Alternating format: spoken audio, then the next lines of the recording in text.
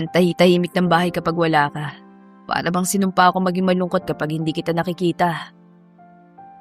Dear Amihan Stories presents The CEO's Imposter Bride-to-Be, written by Jean Chua. Isang gabi, nang umuwi ng bahay si Clementine, sinalubong siya ng kanyang inang umiiyak. Inaalo ito ng kanyang papa habang abala rin sa pangangaral sa kakamban niyang si Concepcion. Pinag-aawayan muli ng mga ito ang pagtanggi ni Concepcion sa pagpapakasal kapalit ang pera. Concepcion, ito lang ang hinihingi namin sa'yo, hindi mo pa maibigay. Anong klase kang anak? Papa, ayoko po. Hihintayin ko si Dennis dahil bubukod na kami sa pagbabalik niya. Sagot ni Concepcion. Sioneng, kami ang pamilya mo. Puro na lang si Dennis. Sigurado ka bang babalik pa siya? Balik ng kanilang ina. Inutil din pala tong si Sioneng. Akala ko pa naman matalino ka. Gatong din ng kanyang ama.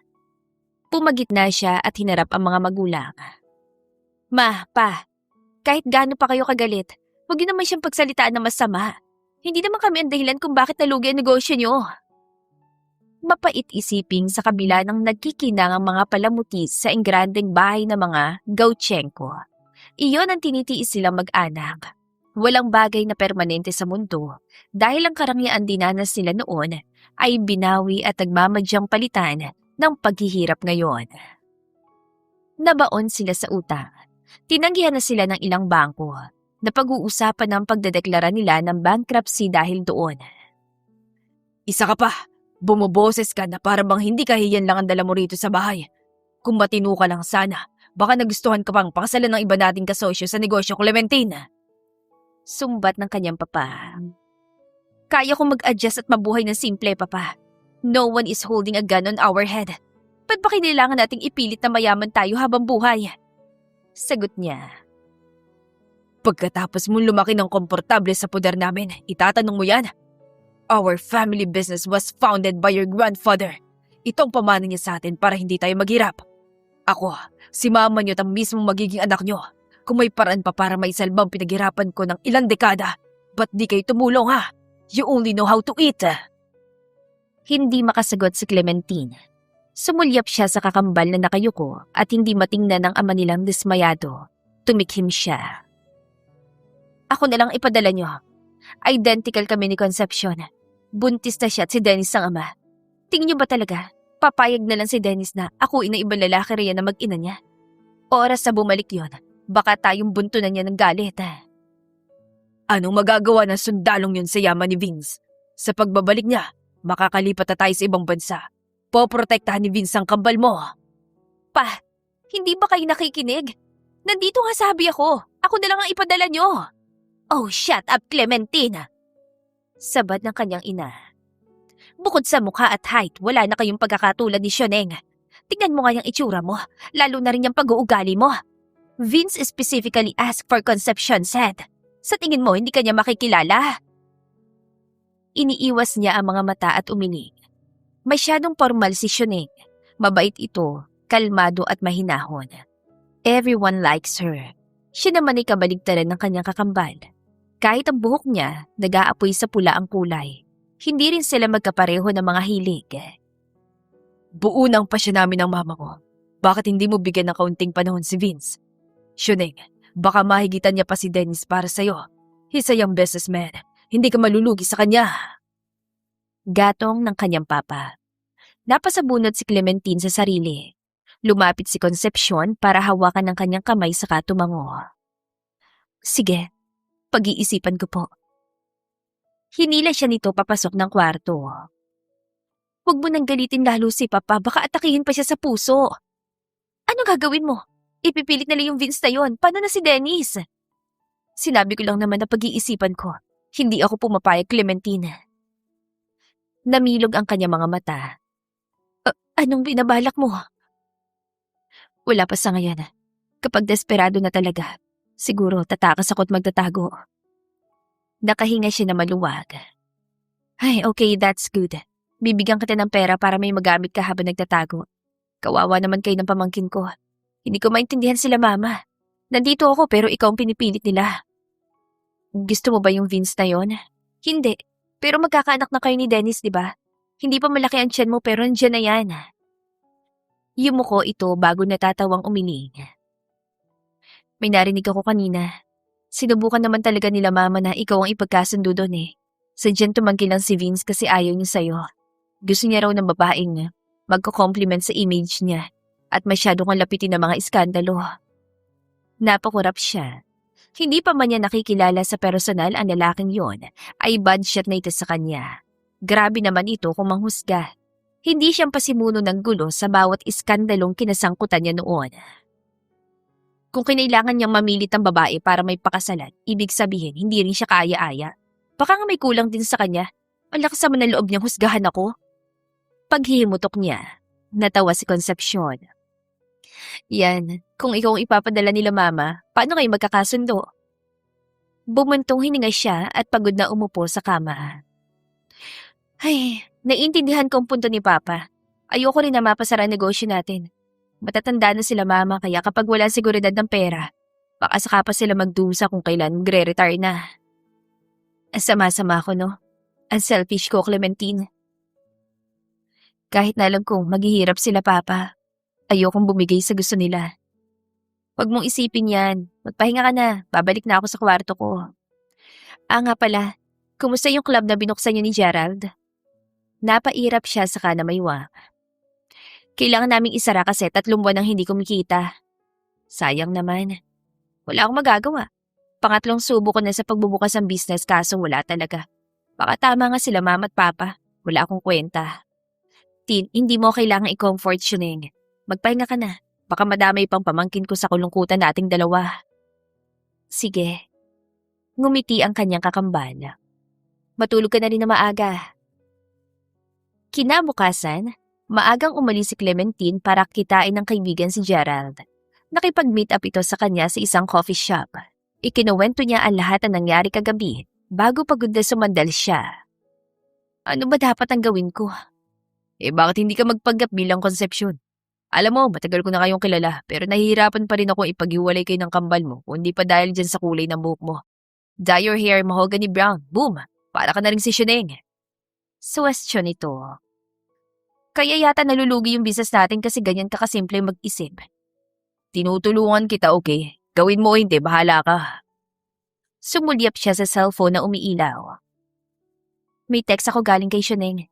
Tignan mo muna, baka importante. Noong basahin niya ang mensahe, agad siya namutla. Tumakas siya para magtago. Pinilit siyang isama nila mama para makipagkita sa Vince na yun. Grabe, ang bilis naman ng mga magulang mo. Mukhang desperado na sila. Napahilamos ng palad si Clementine. Tinatagan niya ang loob. Pumunta tayo ng salon. Magpapakulay ako ng buhok ko. Hindi siya umuwi ng bahay kinagabihan. Nakausap niya sa telepono ang mga magulang at nalaman na hindi sumipot ang mga ito sa usapang brunch date dahil nawawala si Concepcion. Hindi pa nakakausap ng mga ito si Vince dahil sa hiya. Wala na kaming mukhang maihaharap sa binatang iyon. Tintin, kapag nakontak mo si Concepcion, kausapin mo siya. Pagalitan mo! Matanda na siya para maglayas. Galit na sabi ng kanyang ina. Huwag kayong mag-alala ma, hahanap ako ng paraan. Hindi yun na kailangang pilitin si Kambal. Ano namang magagawa mo, iha? My best, ma. I will do my best. Natawa ito sa kanya. Masaya na kami kung kakayanin mong magbago, dear. Tandaan mo yung sinabi ko. Oras na makausap si Concepcion, pauwiin mo. Sinuklay ni Clementine ang buhok gamit ang kamay matapos ibaba ang tawag. Tumingin siya sa salamin at sinubukang gayahin ang payak ng ngiti ni Concepcion. Handa na siyang puntahan si Vince bukas. Maagang tumulak si Clementine para pumunta sa bahay ni Vincenzo Natividad. Nahanap niya ang picture nito online at maging si Gerald ay namangha. Dagdag sa pagiging gwapo, hindi rin simple ang pagkakakilanlan nito. May hinahandle itong sporting goods company at kilalang istrikto sa larangan ng trabaho. Oras na mabuko siya ng binata, hindi lang bankruptcy ang aabutin nilang mag-anak. Gayunpaman, malakas ang loob niya. Oras na matanggap na nila ang pera, pwede na silang magtago sa ibang bansa.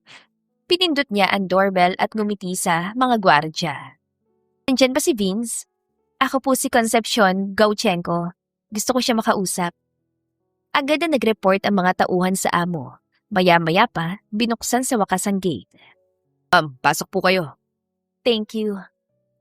Lamang ang kulay puti at itim sa interior ng bahay ni Vince. Malayong malayo ang modernong disenyo nito kumpara sa kanilang ancestral house. May mga metal art pieces sa loob na hindi niya maintindihan. Iginiya siya ng isang maid papasok sa living room kung saan nagbabasa ng mga papeles ang binata. Kinulang ang nakuha niyang reference picture sa paglalarawan kay Vince. Hindi niyon naipakita kung gaano ka-intense ang mapanuri nitong mga mata. Makapal ang kilay ng binata. Moreno, mahahaba ang binti at may malalapad na balikat. Unang sulya pa lang, malakas na ang apil. Hindi nito kailangang mamilit na babae upang may mapakasalan. Ibig sabihin, malaki ang tsansa na sadyang patay na patay ito sa kanyang kakambal. Bumukas ang labi ni Vince. You are? Concepcion Gauchenko. Hindi kita napuntahan kahapon kasama sila mama. Naipit ako sa dami ng gawain doon sa orphanage kung saan ako nag-volunteer. Inilabas niya ang isang simpleng ngiti. Hindi man lamang tumayo ang binata. Sumenyas ito na maupo siya bago nagdekwatro. Akala ko ayaw mo ko makita. Nainsulto ko ron. I mean, tumatanggap naman ako ng hindi. Oras na tanggihin ako ng parents mo. Hindi na kita abalahin. That's quite unfair. Hindi mo pwedeng sabihin na hindi ka namimilit kung alam mong walang choice ang tao kundi pumayag sa'yo. Saying no would be a death sentence sa negosyong pinaghirapan ng mga magulang ko. Right? Kumibot ang labi ni Vince. Tinignan siya nito sa mga mata bago tumango. Nandito ka para tanggihan ako ng personal? Hindi. Sabi ni Mama, bigyan ko ng kaunting panahon para maging close pa tayo. We can announce the engagement by then. Sumulyap ito sa maletang nasa likod niya bago tumango. Manang, maglalagi si Miss Gauchenko sa kwartong katabi ng master's bedroom. Anito sa isang ginang at saka muling bumaling sa kanya. I hope you'll enjoy your stay here. Pinasadahan niya ng kamay ang buhok. Humarap siya muli sa lalaki. Salamat, Vince. Bumalik ang lalaki sa pagbabasa. Kinabahan tuloy siya. Mukhang wala namang espesyal sa pakikitungo ng lalaking ito sa kanya. Masyado itong nonchalant. Nagkamali kaya siya sa iniisip niyang may gusto ito kay Concepcion? Lumipas ang buong araw at hindi pa rin mawari ni Vince kung ano ang kanyang dapat na maramdaman habang pinagmamasdan si Concepcion. She was different. Sa unang tingin, ito nga ang babaeng nakasama niya sa isang book club nung nasa college pa siya. Pero habang tumatagal, para bang may mali. Nagkaharap sila muli noong dinner time. Naalala mo pa ba kung kailan tayo una nagkakilala? I hope you don't mind me asking. Kaya ako lumapit sa papa mo kasi ikaw lang naisip kong babae na naging malapit sa akin noon. Panimula niya.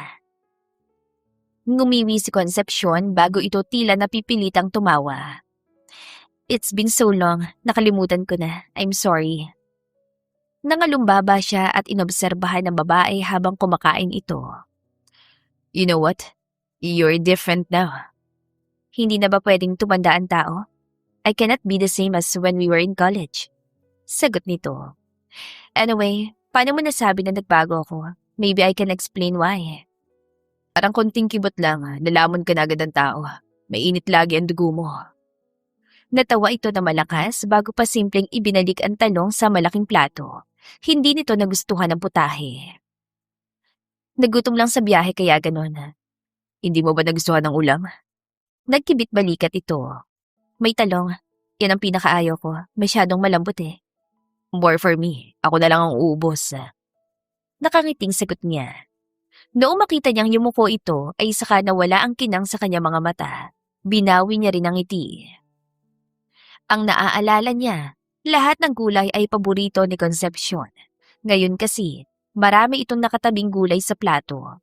Ganoon na ba kalaki ang ipinagbago nito? O baka may ibang dahilan, kaya nagkakaganoon ang dalaga? Lumipas ang 1 linggong pagpapanggap ni Clementine at nakampante siya sa wakas. Tinawagan niya mga magulang para ibalita na successful ang kanyang plano. Ma, nahanap niyo na ba si Shuneng? Hindi pa. Pero tumawag na siya sa amin para ipaalam na ayos lang siya. Hindi ko alam kung anong mararamdaman ko, Tintin. I'm happy that your sister is safe. Yun nga lang, hindi pa rin mawala sa puso kong pagkadismaya sa kanya. Huwag niyo na pong pilitin si Shuneng, ma. Alam niyo sa sarili niyo na hindi tama yun. Nangangailangan tayo. We are family, Tintin. Maging practical na lang sana kayo, hindi ba? No, kayong hindi makaintindi. Nandito ako sa bahay ni Vince, ma. And guess what? Mukhang okay naman. Walang problema. Sisiguraduhin ko na magugustuhan niya ako tapos magpapadala na siya ng pera sa atin. After that, boom! Pwede na tayong umalis. Excited na Anya. Clementine Gauchenko, what did you do? Nakagat niya ang labi habang pabalik-balik na naglakad sa silid. Ma, nandyan ba si Papa? Sabihan niyo siya na ilabas ang gamot niyo. Magtapat kang babae ka. Anong ginawa mo? Nanggigigil na sabi nito. Chill, ma. Nagpanggap lang ako bilang si Concepcion. Wala namang mawawala kung susubukan eh. Ibang ka na nga. Arthur, pakinggan mo nga sinabi nitong anak mo. Isang katok ang pumukaw sa pansin ni Clementine. Ibinaba niya ang tawag at agad na dumulog sa pinto. Vince, ikaw pala. Ano meron? May gagawin ka ba bukas? Kung gusto mong sumama sa akin sa trabaho, sasabihan ko sila manang para makapaganda sila na maaga. Nakapantulog na ang binata. Suot nito ay isang maluwag na santo. Ang pang-ibaba naman ay pajamang stripes ang disenyo. Hindi na muna. Gusto ko sana maging komportable muna rito sa bahay bago magliwaliw. Isa pa, kapag nakita tayo ng mga kakilala mo, mag-a-assume sila na may relasyon tayo, kahit nagpapalagayan pa lang tayo ng loob. Paano kung hindi tayo compatible? Mas maganda na yung safe. Formal na sagot niya. Ang totoo niyan, ayaw lang niya na may makakilala sa kanya. Kapag nakasalubong niya mga kaibigan ni Shuneng at hindi siya nakasagot ng tama, baka mabuko siya nang wala sa oras. Lagi kang may sagot sa lahat ha. Malamyang sabi ni Vince. Sigurado kang ayos lang na mag-isa ka rito sa bahay bukas. Marami kaming maiiwan dito. Nandiyan ang mga staff mo. Pag uwi mo, baka salubungan kita ng isang surprise. Ano yun? Umiling siya. Surprise nga kaya hindi ko sasabihin. Basta masisiyahan ka tapos maiisip mo, wow, this girl is great! Kumibot ang labi ng binata. Saglit itong tumingin sa kanya mukha bago tumango. Aasahan ko yan. Pagdating ko, hindi agad ako papasok kasi hihintayin kita sa labas. Sa kusina ko ihanda yung sorpresa ko kaya hindi mo kailangang mag-abang sa labas. Sa kusina pala. Ibig sabihin ba niyan, balak mo ko yung pagluto? Mapang-asar na tanong nito. Natutop ni Clementine ang bibig. Hindi na nagsalita pa si Vince. Namulsa ito bago mayabang nang umiti. Good night, Concepcion. Sleep well. Good night. Isinara niya ang pinto at sumandal doon. Hindi pangkaraniwan ng Vince na yon. Kaya siya nitong hulihin sa sariling bibig. Kailangan niyang tatagan ng loob at mas pag-igihan pa ang pagiging masikreto. Paggising kinabukasan, ay nagpatiuna si Clementine sa pagdidilig ng mga halaman. Naabutan niya ang paggalis si Vince. Maaga itong bumabiyahe para makaiwas sa matinding traffic. Vince! Tawag niya sa binata. Mag-iingat kayo! Gulat na lumingon sa kanya ang lalaki. Agad siyang umarte na pagod at tagpunas ang noo kahit hindi naman siya pawisan. Hindi ka man lang ba mag-aalmusal? Dadaan ako ng coffee shop bago tumuli sa office. May tinapay naman doon. Kanina ka pa magising? Tanong nito habang papalapit. Agad na kumabog ang kanyang dibdib. Kakaiba ang dulot itong panik lalo na't nakasuot ito ng suit and tie. Planchado ang itim nitong slacks at tuwid na tuwid din ang lapel ng coat. Ba't natulala ka na lang bigla riyan? Kumunot ang noon ng binata. Manang, sa susunod, huwag niyong payagan na lumabas si Concepcion ng ganito kaaga. Malamig dito at malamok pa. Opo, sir. Ma'am, doon na po tayo sa loob. Sabi sa kanya ni Manang Letty. Tumikim siya. Hindi, ayos lang ako. Sadyang kakaiba lang ang ayos si Vince ngayon. Nadadarang ako, nasisilaw at natutulala sa kanyang kagwapuhan. Tumahimik ang paligid. Maging ang host sa kanyang hawak ay tumigil sa pagbuga ng tubig. Hindi mawari ni Clementine kung ano ang pahiwatig ng saglit na pag-iling ni Vince. Mukhang hindi nito nagustuhan ang flirting style niya. Nakaramdam siya ng matinding hiya. Gusto niya tuloy paluin ng host ang sarili. Dapat nag-search na lang siya ng pick-up lines. Manang, nakahanda na bang almusal? Pasukin niyo na siya dahil mukhang gutom na. Utos ni Vince sa kasambahay bago bumaling sa kanya. Sa susunod, huwag kang lumabas ng ganitong kaaga. Hindi naman malalanta mga yan kung mamaya mo nadidiligan. Binitiwan niya ang hose at iginilid ang mukha para ngumuso sa kawalan. Hindi man lamang na-appreciate ng lalaking ito ang effort niya. Hindi talaga ito nababagay para sa kanyang kakambal. Concepcion, Tawag ni Vince. Ano? pumasok ka na. Tumalikod siya at pumasok ng bahay. Hinintay niya sumunod si Manang Letty bago sumilip sa labas. Nakaalis na si Vince pati ang driver nito. Asar siyang umirap. Daming sinasabi, pero kahit isang beses hindi man lang nag-thank you. Nag-aalala si Sir na baka lamukin kayo sa labas o di naman kaya ay lamigin, ma'am. May mga kasamahan kami rito na gagawa noon. Huwag yun na pong ulitin. Payo ng matanda sa kanyang tabi. Halos mapatalon siya sa gulat.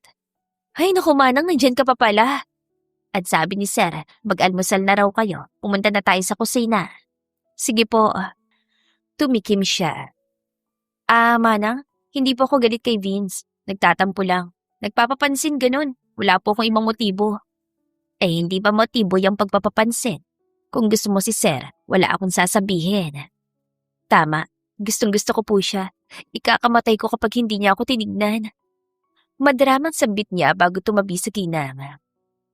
Ikuwento niyo po sa akin kung ano mga tipo ni Vince, yung mga bagay na gusto niya. Sige. Base sa alam ko, gusto ni Sir na laging malinis ang bahay. Dapat masarap ang pagkakaluto ng ulam at dapat maayos ang pagkakalaban ng damit niya. Ngumiti si Manang Letty. Saan ko po isusumite ang biodata? Sa lagay na yan, mag-a-apply na lang akong kasambahay ni Vince. Naningkit ang mga mata ni Manang Letty. Yan ang alam ko kasi hindi naman ako kaibigan ni Sir. Empleyado ako rito. Ikaw nang bahala kung susundin mo. Kung talagang desidido ka, walang mawawala. Sa bagay, tinulungan niya mag-set ng table si Manang bago inayang ibang staff na samahan siyang kumain. Natapos ang umaga na walang ginawa si Clementine kundi bumuntot sa mga kasambahay at magtanong-tanong sa mga ito. Tumulong siya na maglinis para may maidulot pa ring maganda at hindi puro pangaabala. Pribadong tao si Sir, ma'am. Hanggang ngayon nga kaunti lang ang alam namin tungkol sa kanya. Hindi rin siya yung tipo ng tao na nagkukwento agad. Pagbabahagi ng isang kasambahay, nalukot ang mukha niya. Ang hirap naman palang kilalanin ng lalaking yun. Daing niya sa sarili. Noong matapos ang lahat ng trabaho, naubusan na sila ng gagawin sa bahay, kaya inaya niya ang mga kasama na maglaro ng card game sa sala. Teka lang, ang boring nito. May pera ba kayo dyan? Pumusta tayo ng kahit tigli-5 piso lang. Aya niya sa lahat. Namilog ang mga mata ni Manang Letty.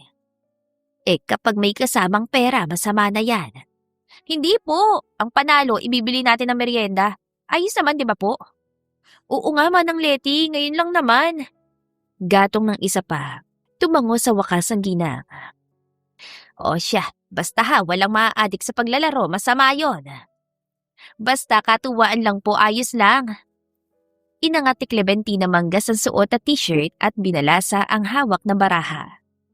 Sa kabilang banda, ang ika-10 palapag lang sa building na pinamamahalaan ni Vince ang napakatahimik.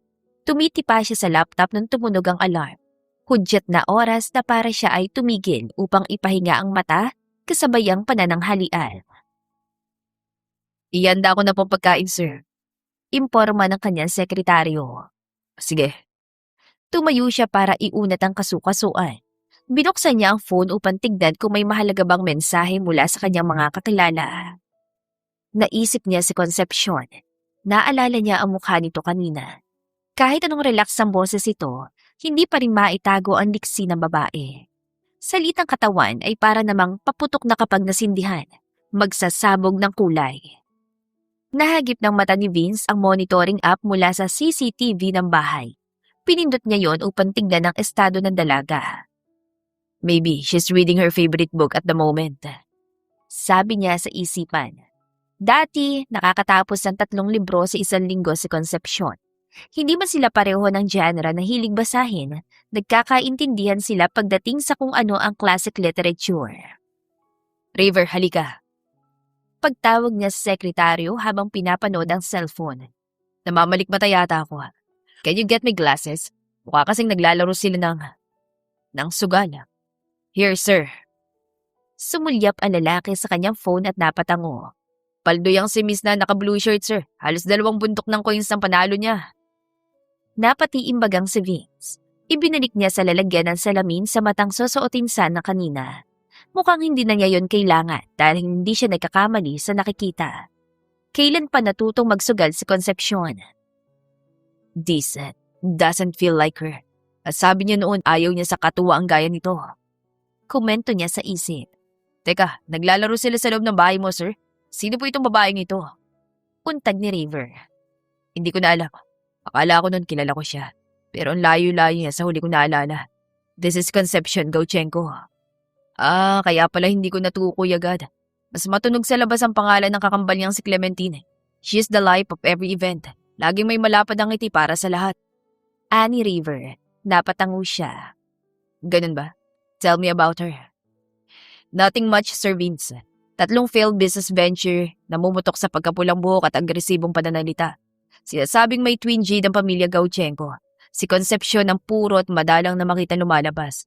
Yung si Clementine naman, imitation ng quality. Makikita mo kung saan-saan. Hindi na siya umimik at hinayaan na si River naman ang halian. Ibinaba niya ang tingin sa phone. Inobserbahan ni Vince ng ilang minuto ang malaking tawa ni Concepcion habang pinagpapalo ang mesa. Gusto niyang pakinggan ang pinag-uusapan ng mga ito pero walang audio ang kanyang monitor. Bagamat nababahala siya sa kung ano na nangyayari kay Sioneng, may parte sa kanya na gustong sumama sa paglalaro nito. His life was so boring. Ano kaya ang pakiramdam na maging ganoong kasaya? Tatapos ang hapon na wagi si Clementine sa paglalaro. Inipo niya ang lahat ng napanalunan at umorder online na makakain. Nagumpisang bumalik sa kanya-kanyang gawain ng mga kasambahay kaya pumasok muna siya sa kwarto upang maligo. Sabay-sabay sila nagmerienda ng mga bago niyang kaibigan. Manang Letty, maaga raw uuwi si Sir. Anunsyo ni Aling Jenny mula sa living room. Agad siyang kumilos. Ako na po magluluto ng hapunan. Talaga, marunong ka magluto? Yung last ko po ay nung nasa college pa ako. Mahilig ako mag-experiment sa ulamin. Ngumiti si Aling Jenny. Hayaan na natin si Concepcion ay Letty. Siya sige, may tiwala naman ako sa kanya. Pero para makasiguro tayo, magluluto ako ng isang putahe para madami ang pagpipilian. Salamat po. Pumasok si Clementine sa kusina at inilabas ang mga sangkap na gagamitin. Pagluluto siya ng sinigang na hipon. Pagdating ng 6:00, bumukas ang gate bilang hudyat na nakauwi na si Vince. Sumilip si Clementine sa bintana at binilisan ang paghahanda ng ulam. Pagdating ng lalaki sa kusina, ay sinalubong niya ito ng isang matamisang ngiti. Hi! Ang aga mo raw ngayon sabi nila Manang Letty. Kamusta ang trabaho? Ayos lang, hindi ka naman ba nabagot dito sa bahay? Siyempre, bored kasi wala ka. Mas maganda sana kung magkasama tayo. Sana pala sumama na lang ako, no? Pasweet na sabi niya. Tumango si Vince. Niluwagan nito ang suot ng necktie bago lumapit. Ito na ba ang surprise mo para sa akin? Yes, sir. Nagustuhan mo ba? Adobo ba to? Masabaw tapos malabnaw pang kulay. Hindi ko alam kung anong tawag dito. Is this Chinese? Pag-uusisa ng binata. Nabura ang ngiti niya. Sinigang yan, Vince. Umatras ang binata at inilihis ang tingin patungo sa mga empleyadong nakayuko. Sino sa inyo nagturo sa kanya ng recipe na to? Ako ang umimbento. Kapag natikman mo, magugustuhan mo rin agad yan. Sabi niya. I'm not sure about that. Tumalikod dito at nagmamadaling umalis. Magbibihis lang ako. Nabura ang ngiti niya. Mag-isa siyang umupo sa hapagkainan para ubusin ang niluto. Tinabihan siya nila Manang Letty. Hindi rin nagtagal ang mga ito dahil isa-isa ring nagsialisan matapos tikman ang kanyang niluto. Pinunasan niya ang bibig at sumandok muli ng ulam. Maya-maya, bumaba si Vince. Kunot-no itong umupo sa tapat niya. Nasaan ang akin? Sabi mo kanina ayaw mo, kaya heto, inuubos ko. Hindi ko sinabi yan. I'm not sure about that. Ano pang ibig sabihin nun? Eh di ayaw mo, nahiya ka ng tumanggi. Inuunahan mo ko. It's true that I'm not sure. Sabi mo, inimbento mo lang ang recipe na yan. Do you want me to lie? Sabihin ko na masarap kahit hindi ko pa natitikman. Kalmado nitong balik sa kanya. Nabawasan ng tampo sa kanyang dibdib. Tumayo siya at pumunta sa stove.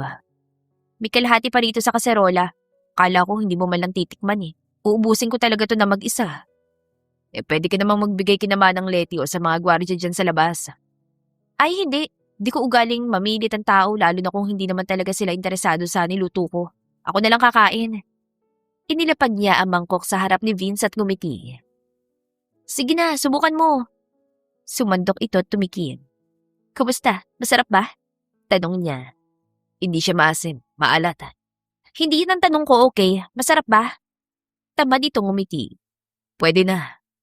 Okay na sa akin yan. Ako pa lang naman ang kumakain ng mga niluluto ko kaya special kayo para sa akin. Is that so? Mabagal ang paghigop ni Vince. Ayaw man ni Clementina pagtuunan ito ng pansin. Sadyang sinasakop na lalaki ang kanyang buong paningin. Saglit siya napatulala. Anyway, Tintin. Sambit ni Vince. Ha? Nawala ng kulay ang kanyang mukha. Sinong tinatawag nito? Tanong niya sa sarili. Gusto ko sanang pag-usapan natin ang kambal mo.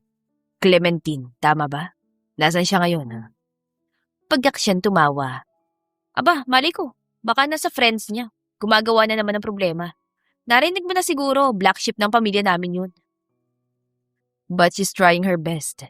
Hindi ba't pinipilit yan sumunod sa yapak ng papa mo? She's been trying to establish herself. Narinig ko, makailang beses siyang sumubok na magnegosyo. Humigpit ang hawak niya sa kutsara. Yumuko siya para itago ang pagkailangan. So what? 3 beses na siyang talo. Once is because she's not experienced enough. Yung pangalawang beses, baka nagipit lang pero pangatlong beses na pagkakamali, hindi na siya natuto. Hindi umimik si Vince. Nag-angat siya ng tingin makalipas ang ilang sandali. Naabutan niya ang simpatya sa mga mata ng lalaki bago ito mabilis na nag-iwas ang tingin. Maraming tao riyan ang tumitigil agad kapag nakaranas ng unang pagkatalo. Kapag nasundan ng isa pang palpak na business venture, baka hindi na magtangkang umulit pang iba. But for Clementine to try the 3rd time, ibig sabihin, hindi siya mabilis sumuko. She's competitive and tenacious. Komento nito. Aaminin ko, nung una nagpadala ako sa mga naririnig kong chismis. Pero na magtanong-tanong ako ulit, nalaman ko na okay naman pala siya. Nag-init ang kanyang mga mata. Umirap siya para itago ang nararamdaman. Ang sabihin mo, nag-aaksaya lang siya ng pera. Ba't ba siya pinag-uusapan natin dito? Dapat tinatanong mo ko ng mga bagay tungkol sa ating dalawa. Hindi na kailangan. Sapat na sa akin na nakikita kita. Maybe in our free time, we can talk and have fun outside. Kung may gusto kang itanong sa akin, magsabi ka lang. Okay. Tumayo siya para kunin ang dessert na nakahanda sa ref. Ito talaga ang surprise ko para sa'yo. Look, isang chocolate cake. Tikman mo. Ikaw din ang gumawa nito? Tinulungan ako ni Manang Letty kanina. May kanya-kanya silang slice. Ito yung sa atin. Tumayo ang lalaki para lumipat ng upuan. Pumuesto ito sa kanyang tabi. It's good. Mula ngayon, kung may balak kang lutuin, magpatulong ka kay Manang Letty para hindi ka mahirapan. Sige. Did you like it? Tanong nito. Kulang sa tamis? Sagot ni Clementine. Natawa ang binata. Ayos naman para sa akin. Mukhang mahilig ka sa sweets. Nga pala, bago ko makalimutan, may gusto sana akong itanong. Sumandok siya ng malaki bago pa man maubusan ni Vince ng cake. Ano yon? Magkano napanalunan mo sa laro nyo kanina? Malumani na tanong nito bago ngumiti. Nabulunan si Clementine. Inabutan siya ni Vince ng isang basong juice. Agad niya yung ininom. Hindi talaga seryosong larong yun. Katuwaan lang namin. At saka bumili kami ng merienda kaya hindi na masama, di ba? Depensa niya. Paano mo nga pala nalaman yan? May mga surveillance camera lahat ng common rooms, maliban na lang sa personal quarters natin at mga empleyado rito. Nalooban na tong bahay noon kaya hindi na ako naging kampante ulit. Ganun ba? Inusog niyang upuan palayo. Hindi ka naman ba na ilang kasi naglaro kami? Ba't naman kita papakailaman? It's just that I cannot help but find it funny. Hindi ganun kalakas ang tawag mo sa tuwing tayo lang dalawa. Hindi kasi ako nagjo-joke pagdating sa'yo. Sineseryoso kita. Mahinahong sagot niya bago uminom muli ng juice. Nakita niya ang ngiti nito habang ninanamnam nito ang tamis ng cake. Nakahinga siya na maluwag. Fine. Ayoko lang na nagkukunwari ka para magkaigihan tayo. I value honesty over someone's pretty face.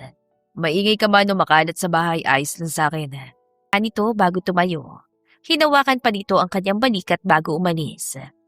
Sleep well. Good night. Good night din. Dali-daling iniligpit ni Clementine ang kanilang pinagkainan.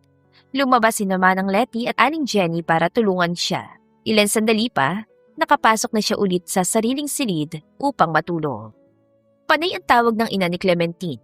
Gusto nito na itigil niya ang pagpapanggap, subalit nasa loob na siya ng bahay ni Vince. Mas lalong maiipit ang mga magulang niya kung aalis siya ng walang paalam. Masasayang ang effort niya kung aatras na lang siya ng basta-basta. Kaya naman pinag-igihan pa niya. Kahit pa hindi siya sanay, nagsuot siya ng palda at fitted na damit dahil iyon ang hilig ng kakambal niya. Noon sumapit ang linggo, nanatili si Vince sa bahay. Nag-exercise ito sa silid na puno ng gym equipment bago lumabas para lumukso sa swimming pool. Nakamasid lang si Clementine habang binubuklat ang librong hawak. Umahon ang binata. Umagos pababa ang tubig mula sa katawan nito. Hindi niya maiiwas ang paningit kaya agad siya napansin ni Vince. Anong binabasa mo? Tanong nito. Important stuff about history. Mahilig ako ron. Hindi ka ba nilalamig? Ikukuha kita ng bathrobe. Wag na, babalik pa ako ng pool maya-maya. Ayaw mo ba akong samahan sa paglangoy? Pahapyaw na sumulyap siya sa muscles nito bago tumawa. Huwag na, baka makaabala lang ako sa'yo. Dapat, ina-enjoy mong araw na to kaya dito lang ako. Dumukwang ang lalaki para sumalok ng tubig mula sa pool. Binasa nito ang kanyang mga paa. Paano ba yan? You're already wet. Hindi ka pa rin ba maliligo? Hoy, ikaw talaga? Tumayo siya tinampas ang binata gamit ang palad. Nagbabasa ako ng libro. Nakalimutan mo na ba? Nagkakilala tayo sa book club. Mahilig ako sa stories. Anong istorya naman kaya sinusundan mo dyan sa dictionary na yan? You know what? Akala ko seryoso ka nagbabasa. O nagpapanggap ka lang pala. Panunukso nito. Binitiwan niya ang libro at itinulak si Vince sa malakas. Bumagsak ito sa pool, sumunod siya rito. Umahon siya at pinunasan ang mukha. Ano, wag mo kasi akong hinahamon. Nakangising sabi niya kay Vince. Hindi siya pinansin na lalaki. Nilagpasan lang siya nito kaya akala niya ay nagalit ito sa kanyang ginawa. Noong lingunin naman niya ay nakita niyang may kinuha ito mula sa dulo ng pool. Nahubad yung palda mo. Imporma ni Vince. Iwinagayway pa nito ang skirt habang nakangiti. May suot ka bang shirt sa loob? Ibinaba nito ang tingin sa tubig. Agad na pumailalim si Clementine sa tubig para takpan ang sarili. Dahil hindi siya sanay na mag-skirt, pinili niya ang pinakamaikling shirts mula sa drawer para hindi mainit. Skin tone yon at halos panty na rin ang itsura. Para tuloy siyang walang saplot sa pang-ibaba. May gagawin pa pala ako. Akin na yung skirt ko, Vince. Sa susunod kasi, huwag kang padalos-dalos. Payo nito bago iabot sa kanya ang palda. Tinanggap niya yon at agad na sinuot. Kumunot ang noo ni Vince. Wala ka bang suot na kahit ano sa loob niyan? May suot akong short. Beige ang kulay kaya halos hindi makita. Pero kahit beige ang short, kapag may panty ka, dapat may kulay. It's almost like there's nothing under your skirt. Pinandilatan niya ang binata. Bakit mo ba kasi tinitignan? Magpaka-gentleman ka nga. Shupi! Sorry. Tumalikod ito at hinintay na matapos siya sa pagbibihis. Hindi naman mapakali si Clementine. Uulitin ko ha, may panty at shirt ako. Puro light ang kulay kaya hindi halata sa ilalim ng tubig. Paliwanag niya. It's fine. Kung ayaw mong isipin ko, wag mo nang ipaalala. Nakampanti siya sa wakas. Ayos na, Vince. Okay. Agad na lumungoy si Vince palapit sa kanya. Alis ka na ba agad? Let's swim. Paunahan tayo. Dapat may reward ang mananalo. Boring kapag walang prize. Anak ka nga ng negosyante. Anong gusto mo? Tanong nito sa kanya. Inayos niya ang buhok habang nag-iisip ng isasagot. Gusto kong lumabas. Ayaw mo bang mag-date tayo? Pag nanalo ako, yan din sanang hilingin ko sa'yo. Para bang pareho lang tayo ng iniisip. Di mo sure, Vince. Sagot niya sa isipan bago hinarap ang lalaki. Hindi pwedeng pareho tayo ng gusto. Mag-isip ka ng ibang reward na bet mo. Sige. Kapag nanalo ako, may tatanong ako sa'yo at dapat sumagot ka na maayos. I want you to look at me in the eye and tell me the truth. Ayos ba? Seryosong sabi nito. Halos malunok niya ang dila dahil sa kaba. Okay lang, wala naman akong tinatago eh. We'll see. Dahil basa na ang skirt, nakadikit na yun sa kanyang balat.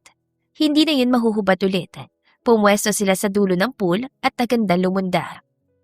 Ayaw niyang malagay sa sitwasyon kung saan kailangan niyang makipag-eye to eye kay Vince at magsinungaling. Baka mahalata nito agad na may mali sa kanya. Determinado siyang manalo. Noong umalingaw-ngaw ang hudyat na go, agad siyang sumuong sa tubig at ikinampay ang mga braso at binti. May kahabaan na swimming pool kaya hindi simple ang agwat na kailangan niyang tawirin. Nararamdaman niya ang bugso ng tubig mula sa malalakas sa braso ni Vince, kaya napuno ang desperasyon sa kanyang dibdib. Kahit sa simpleng katuwa ang paglangoy, ay hindi niya kayang manalo. Nauungusan pa rin siya ng iba. Sayang at gusto pa naman sana niya makipag-date kay Vince sa isang mamahaling restaurant. Nanigas ang binti niya. Natigilan siya dahil sa matinding pamumulikat. Iwinasiwas niya ang mga kamay. Sumigaw siya pero naudlot ang tunog at nakainom lang siya ng tubig. Isang malakas sa puwersa ang bumuhat sa kanya. Napaubo siya habang aligaga si Vince sa pagbubuhat sa kanya sa dulo ng pool. Halos magsalubong ang kilay ng binata. Ayos ka lang ba? Ipapahanda akong kotse para maisugod ka agad sa ospital. Sabi nito. Hindi na. Tinitigan lang siya nito habang sinusubukan niyang bawiin ang paghinga. Napaiyak na siya dahil sa matinding hiya. Iintayin ko na lang na bumalik sa ayos ang binti ko. Hihilutin ko na lang. Sabi niya. Kung lumangoy ka, para bang katapusan na ng mundo bukas. Dahil lang ayaw mo tanungin kita. Fine, I will shut my mouth. Ipinagkrus ni Vince ang braso. Hindi niya magawang salubungin ang nagbabaga nitong mga mata. Gumilid na lang siya at nagkibit-balikat. Yan agad ang iniisip mo. Hindi ba pwedeng gusto lang talaga nang yayain na mag-date? Ako ang pipili ng lugar. Magsiset ng team at music. Maganda kaya yun. First time para sa akin. Agad na napawi ang inis sa mukha ni Vince. Inabot itong skirt niyang umangat at hinila yun upang takpan ang kanyang bindi. Umangat ang tela hanggang dibdib niya dahil sa komosyon kanina. Nag-apoy ang mukha ni Clementine. Naubos ng dignidad niya sa araw na yon. Walang itinira kahit katiting man lang na pride sa kanyang puso. I appreciate the effort. Pero sa susunod, huwag mong pagurin ang sarili mo. Tumalikod si Vince at akmang aalis na. Pinanood niya ito. Noong lingunin siya na lalaki, para bang may kung ano ito nakita sa kanyang mukha dahilan para bumalik ito. Hinaplos ni Vince ang kanyang pisngi. Kapag naikasal na tayo sa inaharap, kahit anong gustuhin mo, susuportahan kita. If you want to start a shop and run it by yourself, akong bahala sa'yo. Kung gusto mo naman magstay sa bahay at mag-focus sa magiging pamilya natin, hindi ka magkukulang sa kahit ano. Saan nito? Umupo ito upang maglabel ang kanilang mukha. Ilan saglit siya nitong inobserbahan bago umiling. Hindi ko alam kung anong pinagdaanan mo sa buhay niyo pero hindi yun maulit sa poder ko. You don't have to do extreme things just to capture my attention. Nasay na yun mula pa nung araw na sinabi kong pwede kang tumira dito. Bumigat ang puso niya. Nasa lupa na siya pero tila bang katawan niya ay nasa swimming pool pa rin at mabilis na nalulunod. Nagigilty siya ng husto. Gayon pa lang ay gusto na niyang umamin na hindi talaga siya si Concepcion. Vince, may sasabihin ako. Panimula niya. Bigla namang pumasok si Manang Letty at kumatok sa glass wall. Sir, may bisita po. Nandito si Ma'am Imelda Gauchenko. Namutla siya. Agad siyang tumayo at nagpaalam kay Vince. Magbibisa pala ako. Aalalayan na kita, baka mapano ka sa hagdan. Alok ng binata. Noon dumaan sila sa living room ng bahay, agad niyang naramdaman ang mapang-akusang titig ng kanyang ina. Saglit niya itong nilingon at nakita ang kalmado nitong ngiti. Nakuha pa nitong tumango sa kanya bago bumati kay Vince. Gulat siya sa naging reaksyon nito. Mukhang aprobado na ng kanyang ina ang desisyon niyang magpanggap bilang si Concepcion. Paano pa siya aamin kay Vince ngayon? Hindi sila nagkausap ng kanyang ina ng personal nung gabing yun. Nagmamadali din kasi itong umalis. Noong oras na para matulog, saka lang natanggap ni Clementine ang mensahe ng kanyang mama. Sabi nito, susubukan nilang kumbinsihin si Sheneng na makipagpalit sa kanya oras na i-anunsyo ang engagement kay Vince. Hindi siya mapakali. Madaling araw na noong siya ay makatulog, hindi na siya nagtaka nung inapoy siya ng lagnat. Sinong family doctor niyo? Tatawagan ko. Sabi ni Vince nung puntahan siya nito sa kwarto. Ayos lang ako. Iinom ko na lang ng gamot tapos mag-stretching na rin. Gagaling din ako agad. Sagot niya. Sigurado ka? Sasabihan ko sila Manang Letty na magluto ng lugaw. Hindi niya maihatid ng lalaki sa pinto bago ito pumunta ng trabaho. Inabot na lang niya ang palad nito at marahan yung pinisin. Mag-iingat kayo sa biyahe. Ikaw, magpagaling ka. Saglit na nagtagal ang mga mata ni Vince sa kanyang suot na nightgown bago ito umalis. Inayos niya ang strap na bumaba sa kanyang braso at nagtago muli sa ilalim ng kumot. Mainit ang kanyang buong katawan at pakiramdam niya, nagbabaga maging ang kanyang talukap. Buong araw ay natulog lang siya. Ginigising siya nila Manang Letty para kumain at uminom ng gamot. Pero walang nakapagpabangon sa kanya. Kinagabihan, naalimpungatan siya na maramdaman ang malamig na bimpo sa kanya noo. Nagmulat siya at nakita ang nababahalang ekspresyon ni Vince. Bumangon siya. Akauwi mo lang ba? Dapat kumain ka na muna, hindi ka man lang nagbihis oh. Kala ko ba lalabas ka para makapag-stretch? Suot mo pa yung damit mo kaninang umaga. Komento nito habang pinupunasan ng kanyang mukha. Ang bigat ng katawan ko eh. Ayoko namang ipilit dahil baka lumala lang. Sabi ni Manang Letty, hindi ka pa kumakain ng hapunan. Sumandal ka dyan sa uluhan ng kama, susubuan kita. Anito, hindi na, akin na yung mangkok. Kaya ko namang kumain mag-isa. Sinikap niyang ubusin ng laman ng bowl habang nagmamasid si Vince. Binigyan siya nito ng gamot pagkatapos. Pakipatay ang AC. Nakalimutan kong i-off kanina. Lamig-lamig tuloy. Request niya. Nakapatay na kanina pa, nilalamig ka pa rin. Tumabi ito sa kanya at inabot ang kanyang kamay. Payag ka bang yakapin kita? Pwede ka naman mag-offer ng ekstrang kumot, yakap agad ang sinabi mo. Malisyosang sabi niya, natawa ito. I'm not hearing any no from you. Kung ayaw mo, edi hindi. Just tell me. Pag nahawa ka sa lagnat ko, huwag mo akong sisisihin ah. Hindi nga, ako ang nag-offer.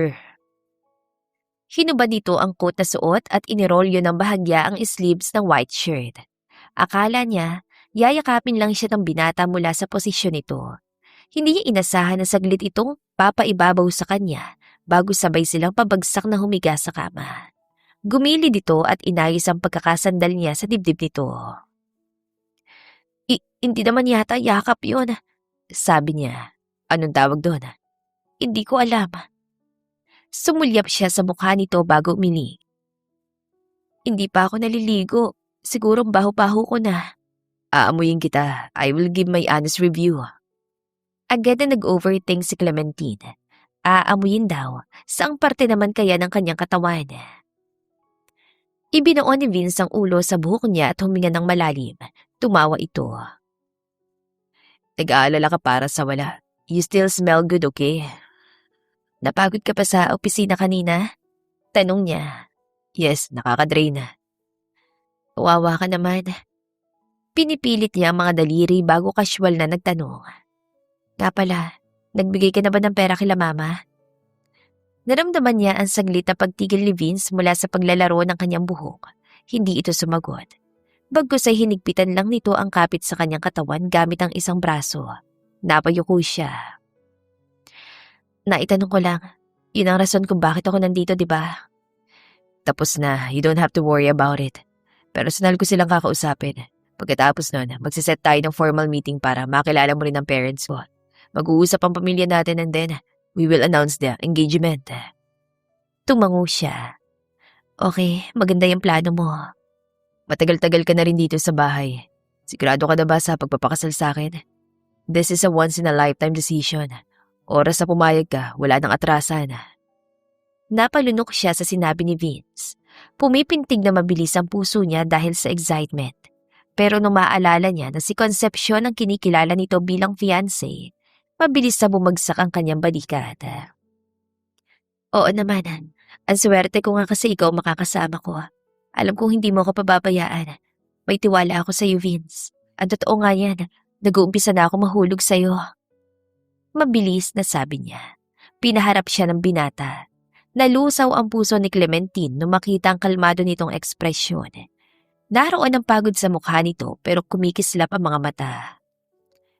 Totoo ba yan sinabi mo? Paglilinaw pa ng lalaki. Siyempre, ikaw magliligtas sa negosyo namin. Inahon mo ko sa pool tapos ngayon, inaasikaso mo ko. Kiming ngumiti siya. Ikaw yata ang Superman ko eh. I'm glad. Buti at hindi ka naiilang sa akin. Hinaplos ito ang kanyang pisngi at nilaro yon gamit ang palad. Anyway, ba't hindi ko man lang narinig na bumisita ang kakambal mo? Dumaan si mama mo pero si Clementine hindi nagpakita. Malay ko ron, hindi naman kami close. Pigil hiningan sagot niya. Really? Kaya pala. Tumango siya sa pag-aakalang nakalusot na siya. Narinig niyan tumawa si Vince.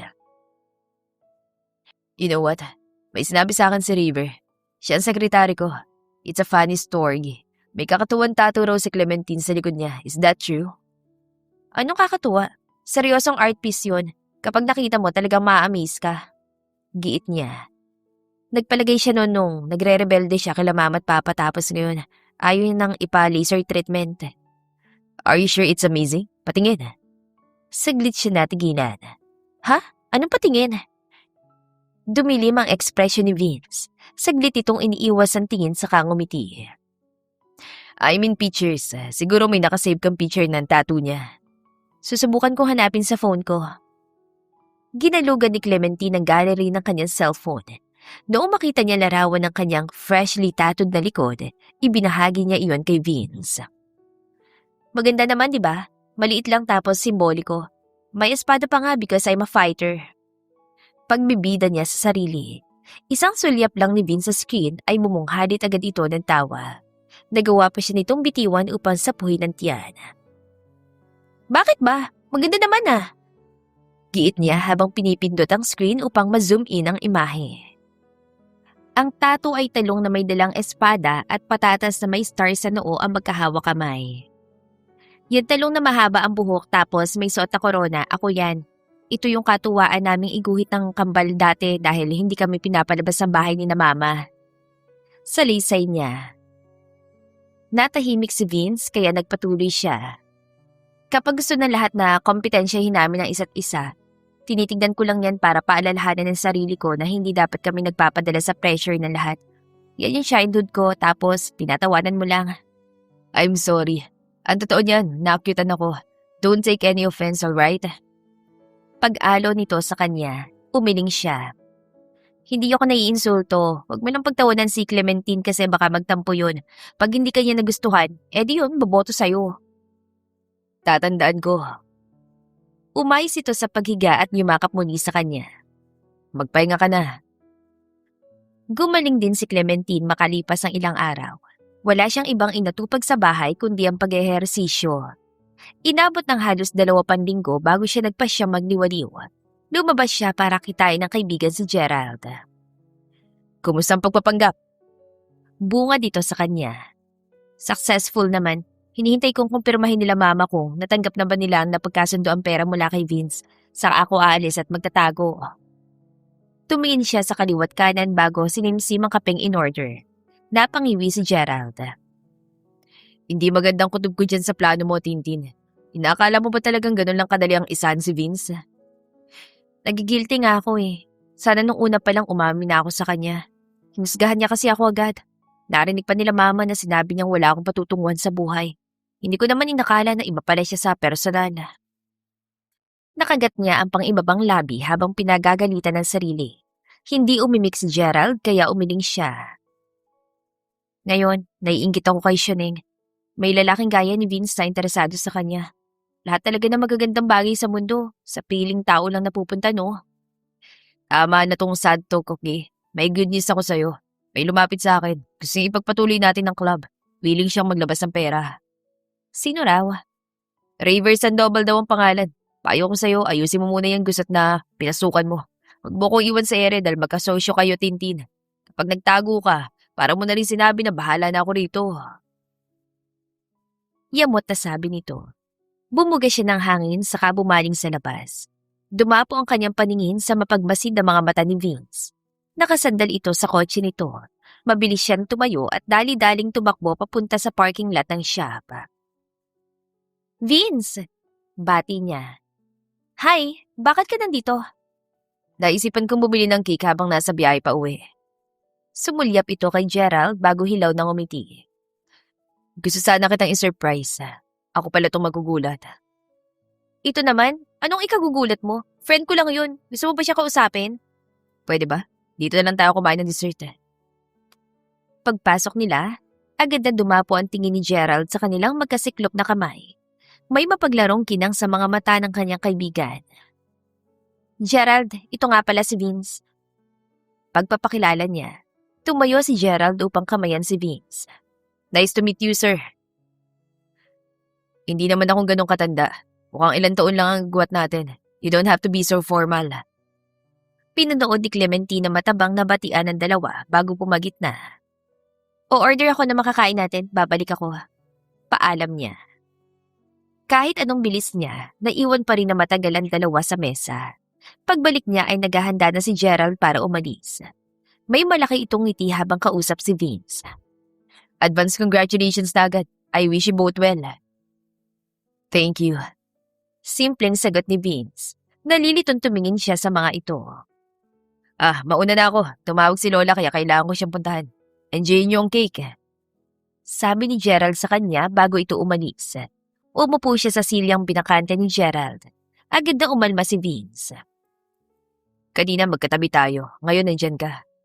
Sabi ko nga lilipat na. Inayos niya ang mga platito sa mesa. Pahapyaw siyang tumingin kay Vince saka tumikim. Ano nga palang pinag-usapan niyo? Mga simpleng bagay.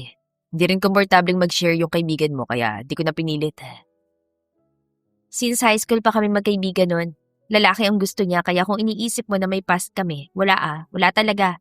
Isa pa, hindi ko siya type. Paliwanag niya, tumango ito. Okay, kung ganun, ano ba yung tipo mo sa lalaki?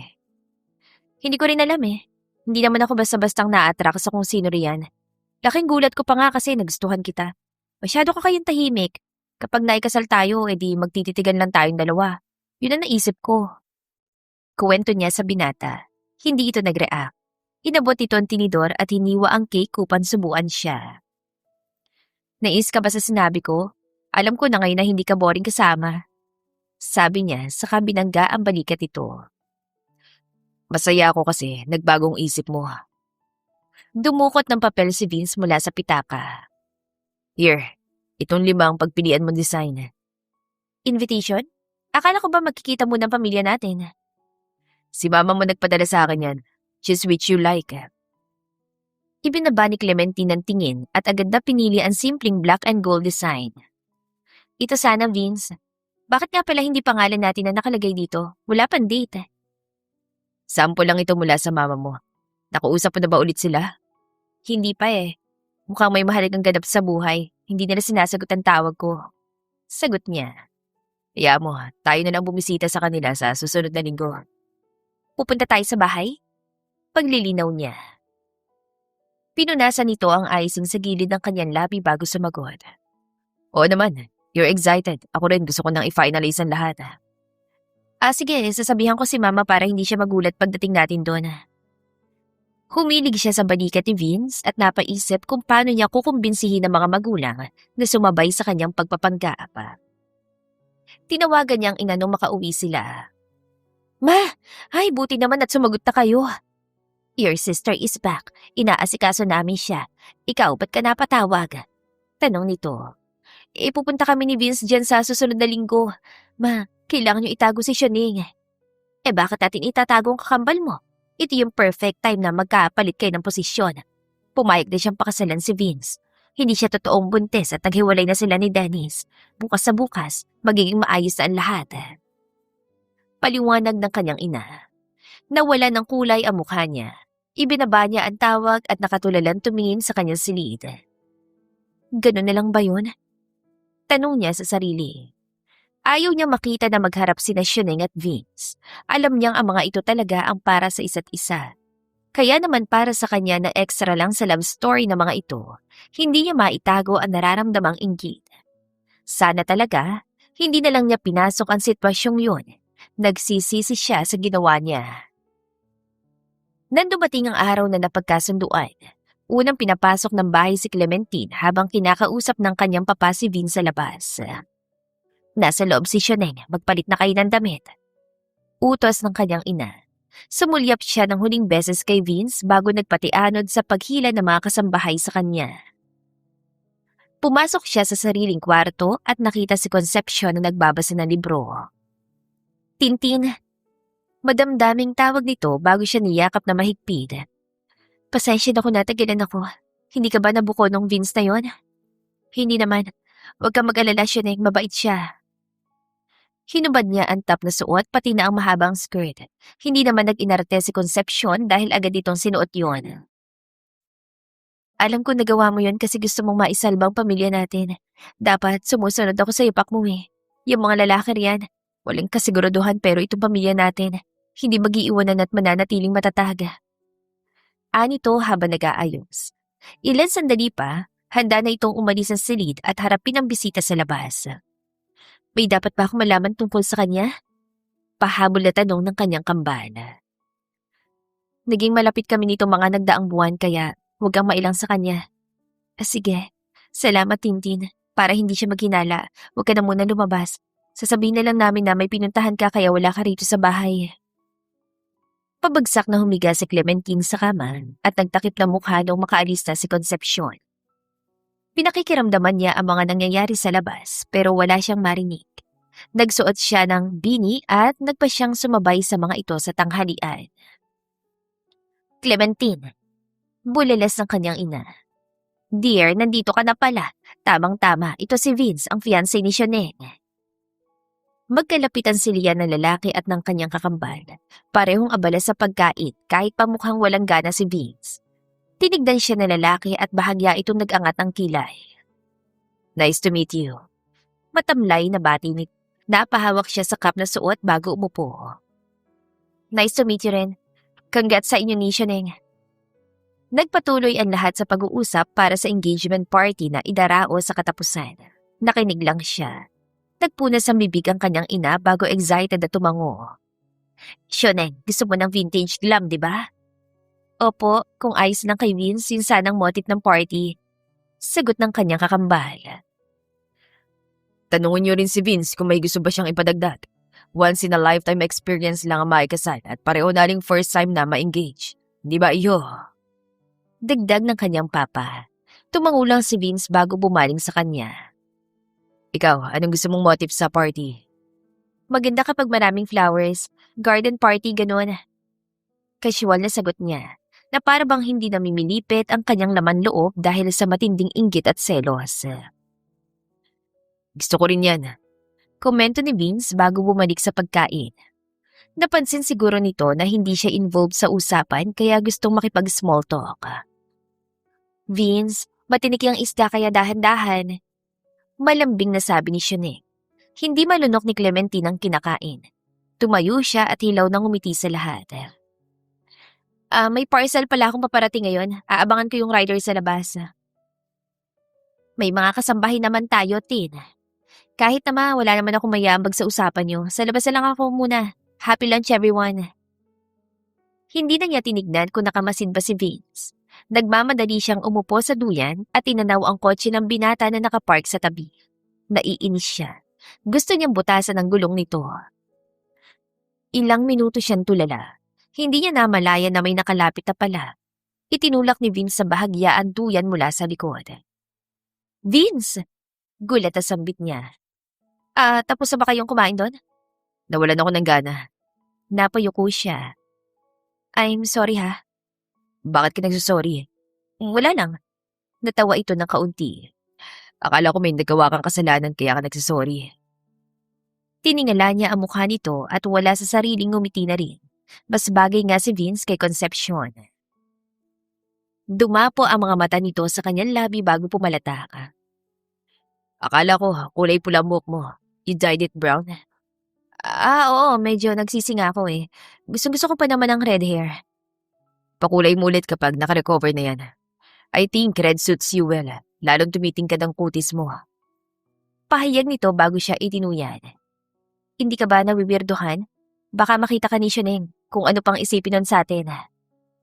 At anong iisipin niya? I'm not doing anything indecent. Kahit halikan kita ngayon, hindi maging iskandalo yun. Mayabang na sabi ni Vince. Agad na kumunot ang kanya noo. Hoy hindi ako papayag na tuhugin mo kami ng kambal ko. Ngayon lang niya nalaman na may ganoong side din pala ang lalaking ito. Tumayo siya at nagdadabog na umalis para iwasan ito. Narinig niya ang malakas itong tawa kaya nag-init ang kanyang pisngi. Tahimik ang buong bahay nang dumaan ng ilang araw. Halos hindi siya matingnan ng kanyang ina at kahit ang papa niya ay hindi na siya sinasalungat sa bawat diskusyon sa bahay. Dahil ayos ng lahat, wala nang pakialam ang mga ito sa kanya. Dala ng pagkabagot, pumunta siya ng salon para pukulayang muli ang buhok. Kasama niya si Gerald. Binayaan ka ng magandang buhok pero sinisira mo. Komento na lalaki. Nagkibit balikat siya. Kung talagang intensyon kong sirain, edi sana ako na lang yung nagkulay, di ba? Ayos naman yung brown eh. Ayoko magkatulad kami ni Shuneng sa lahat ng bagay. Kapag parehong-pareho kami ng itsura, mas lalo kaming ikinukumpara sa isa't isa, no? Mas confident din ako sa kulay na to. Bakit ba? Itinikom ni Gerald ang bibig. Tinignan niya ang sarili sa salamin at nagpapalataka. Sa kasal at engagement niya, magsusuot na lang ako ng wig para hindi makagulo sa team. Ang bilis ng panahon. Engagement party na ni na Vince sa Makalawa, no? Ready ka na ba? Oo naman, bakit hindi? Iniwas niyan tingin at binasa ang magazine na hawak. Magiging Mrs. Natividad na si Shuneng. Kailangan niyang dumalo kahit pa nagdadamdam siya. Ang unang lalaki na kanyang naibigan, sa kanyang kakambal pala mapupunta. Lumipas pa ang ilang araw. Late na nakarating si Clementine sa ballroom kung saan gaganapin ang engagement party ng kanyang kakambal. Madaling araw na noong makatulog siya kaya halos uminit ng kanyang phone sa dami ng missed calls kinaumagahan. Napakaganda ng venue. Para bang paraiso ng mga fairy and disenyo. Lumapit sa kanyang isang usher. Miss Gochenko, dito po tayo. Inangat niya ang laylayan ng puting gown at tinawid ang espasyo sa gitna upang marating ang mga magulang sa unahan. Ma, sabi niyo ayos lang na wag ako mag-wig ah. Are you sure? Ba't itong pinasuot niyo sa akin? Tanong niya matapos magmano sa mga magulang. Lahat ay formal ang suot. Siya lang ang naiiba, nakakahiya. Hindi siya sinagot ng kanyang ina bagkus ay tumawag ito ng staff. Nandito na siya.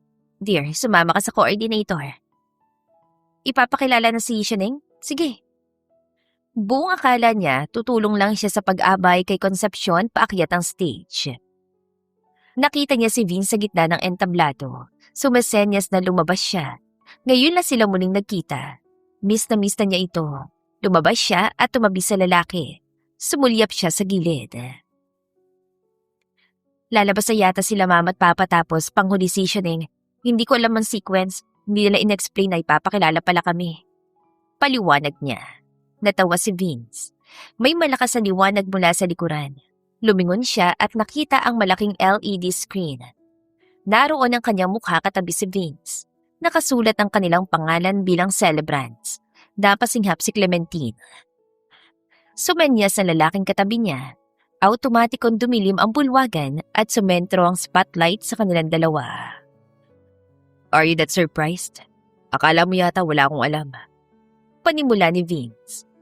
Ako naman ang gugulat sa'yo ngayon ha. Lumuhod ito at inilabas ang kahon ng singsing mula sa bulsa. Clementina, I promise to take care of you for life. Walang ibang mamahalin kundi ikaw lang. Walang ibang papansinin kundi ang kagandahan at kabutihan mo.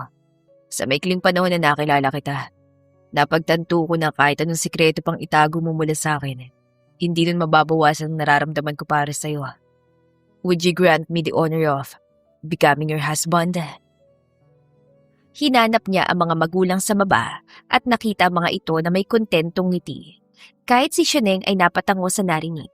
Mukhang alam na ng mga ito ang sorpresa ni Vince at siya itong naisahan sa unang pagkakataon. Humalakhak siya. Yes, Vince. It's an absolute yes. Nagsipalakpakan ng mga manonood. Niyakap naman siya ng lalaki. Akala ko hindi ka pupunta. Sabi nito. Nandyan si Shuneng, bakit ako? Tinawanan siya nito. Akala mo talaga magaling ka magtago ng sikreto. The moment I stopped calling you Concepcion was the day I knew. Hindi kayo magkatulad, Tintin. Now that I know you, alam kong pagsisisihan ko kung kami ang nakikasala. I want you, and I only need you. I'm sorry kung niloko kita. Nagpanggap ako kasi sabi mo ayaw mo sa akin. Nagpadala ako sa kung ano naririnig ko sa kung sino-sino riyan. Don't worry, kinausap ko agad sila mama at papa mo. Pati na si Shuneng.